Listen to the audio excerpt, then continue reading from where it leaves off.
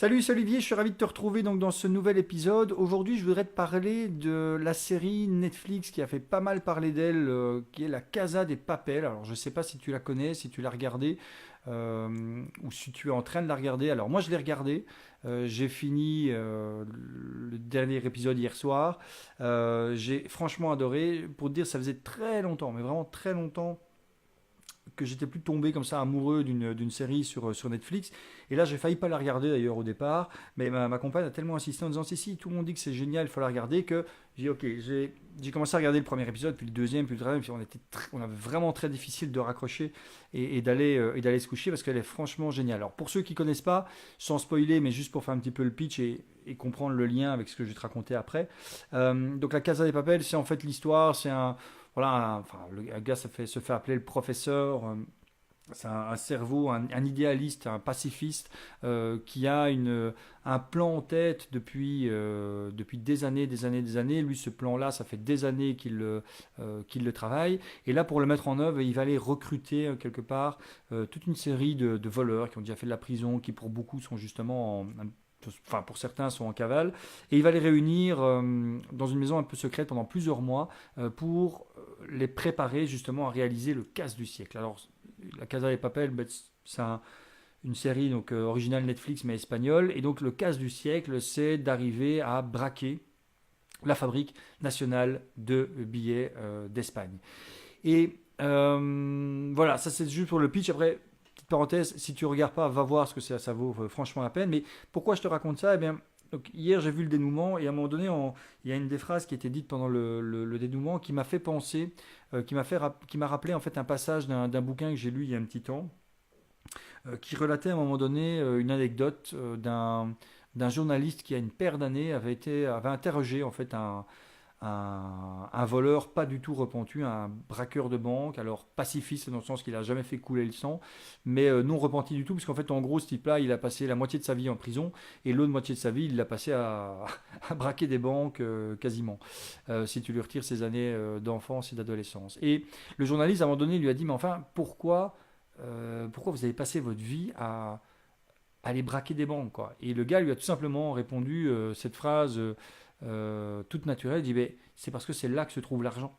C'est là que se trouve l'argent. Et moi, ce que je voulais, c'était avoir de l'argent. Donc, c'était logique d'aller braquer des banques. Et quand j'ai lu cette phrase-là, ça m'a un petit peu. J'ai fait un peu le lien avec mon business, tout simplement, mais aussi avec, de manière générale, voilà, avec le business de manière générale. Pourquoi?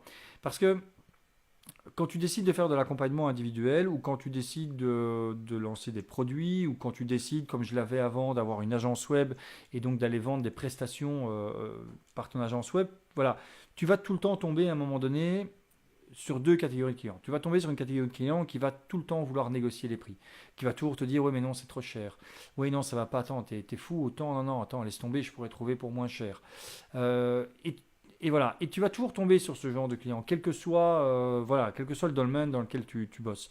Et le risque, en fait, si tu restes un peu trop proche de ce type de client, c'est que finalement, tu risques d'avoir comme réaction de dire, bon, ben ok, puisque c'est trop cher, il faut que je baisse mes tarifs, parce que si je baisse pas mes tarifs, ben, ces clients-là, ils vont aller voir ailleurs. Et avec le recul, il faut dire que ben, laisse-les justement aller ailleurs. Laisse-les justement aller ailleurs. Parce que tout comme le braqueur de banque, quand il a voulu se faire de l'argent, il n'a pas été braquer une épicerie, tu vois, il a été justement à la banque parce que c'était là que se trouvait l'argent. Mais toi, c'est pareil, en tant qu'entrepreneur, plutôt que de baisser tes prix en disant, bon, ben, les gens que j'ai en face de moi me disent que c'est trop cher, je vais baisser mes prix et donc diminuer de gamme quelque part. Mais change tout simplement, donc arrête l'épicerie, va à la banque. C'est-à-dire, trouve à ce moment-là des clients qui sont en mesure de payer les prestations que tu proposes. Alors bien entendu, je ne te dis pas que tu dois, comme on dit, te la péter grave et avoir des montants qui sont mirobolants. Tu pourras les augmenter comme ça un petit peu au fur et à mesure, bien entendu, mais va quand même, si toi tu te dis, bon ok, voilà, moi imaginons, je vais vous faire un accompagnement à 1500 euros. Je reprends cet exemple parce qu'on a eu un débat sur une publication il y a quelques jours à ce sujet-là. Moi je décide de faire un accompagnement à 1500 euros, mais les premiers feedbacks des personnes que j'ai en face de moi qui me disent, ah, mais non, mais 1500, moi ça va pas, c'est beaucoup trop cher. Je dis, à la limite 500 max, quoi. Mais la première réaction, ça pourrait te dire, bon, ben, ok, très bien, je vais diminuer à 500 et comme ça, je vais pouvoir me taper ces clients-là. Moi, je te dirais, dans un premier temps, ne pars pas directement dans cette réflexion-là. Dis-toi plutôt, ok, je garde 1500 et je vais essayer d'aller trouver des personnes qui sont en mesure de payer les 1500 euros. Parce que si tu rentres, et je l'ai fait, surtout quand j'avais l'agence web, je l'ai fait à un moment donné pas mal de fois. C'est-à-dire, j'ai accepté comme ça de baisser les tarifs journaliers, donc de baisser les prix, etc., pour choper les clients. Et crois-moi, les clients avec lesquels j'ai eu le plus de soucis, les clients avec qui j'ai eu le plus d'emmerdements, les clients qui étaient les plus exigeants, étaient ces mêmes clients qui m'ont demandé d'avoir des rabais, qui m'ont demandé d'avoir des remises, qui m'ont demandé de revoir le taux journalier à la baisse. Au contraire, les clients qui ont accepté de payer le tarif normal, le tarif plein, qui n'ont pas chipoté sur le devis, etc., c'était les clients avec qui la relation s'est toujours le mieux passée. Parce que, je veux dire, voilà, il y a une relation à ce moment-là d'égal à égal. À partir du moment où tu acceptes déjà de faire un rabais quelque part, tu vois, c'est un petit peu une manière, alors même si c'est inconscient, même si, voilà, mais c'est un peu une manière de la part du client de montrer, entre guillemets, de dire, voilà, c'est moi le client, toi tu es le prestataire, je te demande de faire une remise, tu l'as fait. Et donc en fait, automatiquement, tu ne pars pas sur un pied d'égalité par rapport à ton client, ça fausse déjà un petit peu la relation, et donc automatiquement, ça peut la rendre plus tendue. Et donc je te dirais, voilà, détermine ton prix, détermine un prix qui est juste, et dans un premier temps, si tu n'arrives pas à vendre tes prestations ou ton produit ou ton service à ce prix-là, avant d'envisager de le diminuer, pose-toi de nouveau cette question, est-ce qu'il n'y a pas tout simplement moyen d'aller chercher des personnes qui, elles, seront en mesure de payer le tarif normal. Et puis, une fois que c'est le cas, ben, tu pourras commencer à augmenter ta gamme de prix et tu trouveras à ce moment-là d'autres clients. Je te prends un exemple. Tu connais donc certainement voilà, Grégory Lagrange, hein, donc le copywriter francophone le plus cher.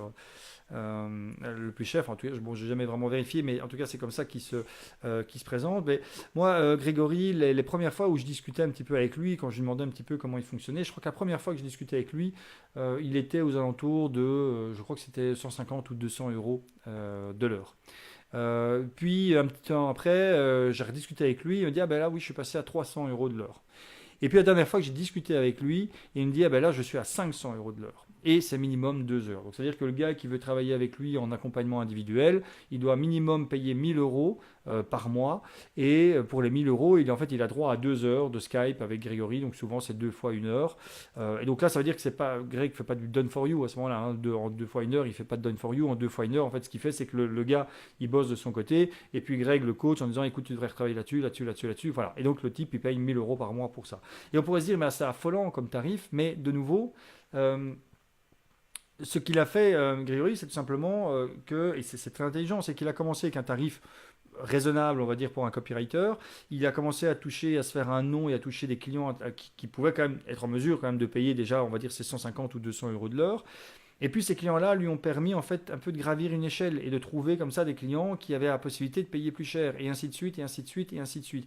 Et je suis persuadé que pour l'instant il est à 500 euros de l'heure, mais s'il continue voilà, à bosser comme il bosse maintenant, je suis persuadé qu'à un moment donné, je sais pas moi, dans 1 an ou 2 ans ou peut-être 3, j'en sais rien, mais ce sera peut-être plus 500 euros de l'heure, ce sera peut-être 750 euros de l'heure. Et donc il va perdre de nouveau certains clients en disant non 750 moi je peux plus, très bien, mais il va en récupérer d'autres d'une autre gamme. Voilà. Et donc ce que je veux dire, c'est qu'à partir du moment, et je vais terminer avec cette réflexion-là, si à un moment donné tu as un refus de la part d'un client en disant ben, ah ouais, non, non, c'est trop cher, je ne saurais pas me payer ça, n'est pas comme première réflexion de dire ah bah attends, je vais diminuer mon tarif. Parce que tu risques vraiment de donner à ce moment-là un message qui est fondamentalement assez négatif. C'est-à-dire que tu vas te dévaloriser, tout simplement. Et le terme est bien choisi, c'est que tu vas vraiment te dévaloriser. À un moment donné, tu considérais que tu valais, j'en sais rien, moi, 100 euros de l'heure, et parce que le type, il te dit non, bah, tu vas dire, bah, ok, je te le fais à 70 euros de l'heure. Voilà, tu te dévalorises. Et donc le gars va se dire, mais attends, finalement, s'il est déjà passé de 100 à 70, enfin c'est un exemple, pourquoi pas 50 quoi, voilà. Et puis il va commencer à négocier, à négocier, à négocier. Et là, tu es parti dans une spirale dont il sera assez difficile de sortir. Voilà. Donc moi, je te conseillerais vraiment d'avoir cette réflexion-là. Alors bien entendu, si à un moment donné, tu n'arrives vraiment à rien, il y a quand même cette réflexion à se dire, bon ben tiens, est-ce que finalement, mon pricing est quand même le bon? Est-ce qu'à un moment donné, j'ai quand même pas vu un peu trop haut? Et si c'est le cas, bon, on va quand même réadapter. Mais en première réflexion, dis-toi qu'avant d'absolument baisser ton prix, et c'est juste de dire, est-ce qu'il n'y a pas moyen tout simplement d'aller chercher d'autres clients qui, eux, seront en mesure de payer le prix que j'ai envie d'avoir. Voilà.